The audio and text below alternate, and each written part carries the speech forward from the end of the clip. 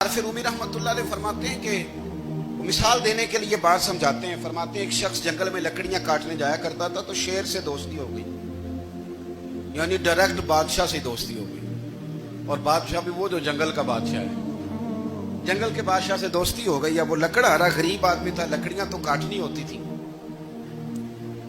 تو وہ جنگل کا بادشاہ اعلان کر دیتا جانوروں کو کہ میرا دوست آیا, ایک تو کوئی تنگ نہ کرے, اور دوسرا یہ کہ سب لوگ مل کے اس کے ساتھ تعاون کرے. کبھی کوئی جانور لکڑیاں اکٹھی کراتا, کبھی کوئی اپنی پشت پہ گدھا, بیل, گھوڑا, خچر رکھ کے وہ لکڑیاں باہر چھوڑنے آتا. تو اب اس کی بڑی دھوم مچ گئی جنگل کے اندر. لکڑہارا مزدور تھا, وہ بادشاہ سے دوستی کر کے بادشاہ ہی بن گیا. وہ گھر آ کے نا بیوی کو اکثر بتاتا کہ میرا ایک دوست ہے, میں جاتا ہوں تو ساری پہلے ہی مخلوق کھڑی ہوتی ہے میرے استقبال کے لیے. دوستی جو بڑے سے ہو گئی ہے. تو وہ لوگوں کو بتاتا, بیوی کو بھی بتاتا دوست ہے. تو بیوی کہنے لگی اتنی تو تعریفیں کرتا ہے, یہ نہیں بتایا کہ وہ جنگل کا شیر ہے, پر نیرا دوست بتا دیا. بیوی کہنے لگ گئی کہ تو اتنا جو اس کا ذکر کرتا ہے تو کسی دن بلا نا, بلا کسی دن تاکہ اس کی دعوت کریں.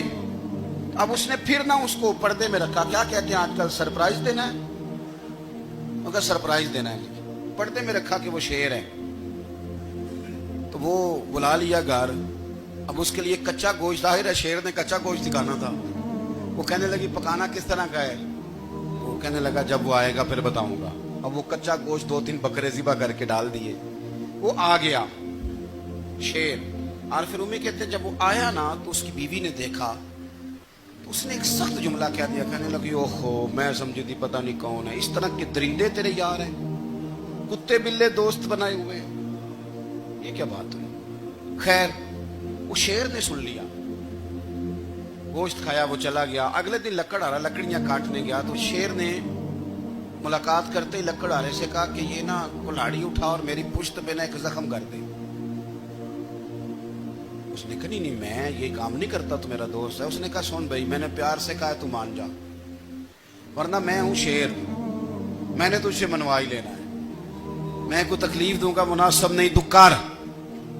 اس نے کلاڑی اٹھائی اور اس کی پشت پہ ایک زور سے زخم لگا دیا, خون بہنے لگا. اس نے کہا تو نے آج کے بعد آنا ہے, لکڑیاں کاٹنی ہے, تجھے کوئی کچھ نہیں کہے گا, بس یہ ایک حکمت تھی جو میں نے کیا ہے. قصہ مختصر.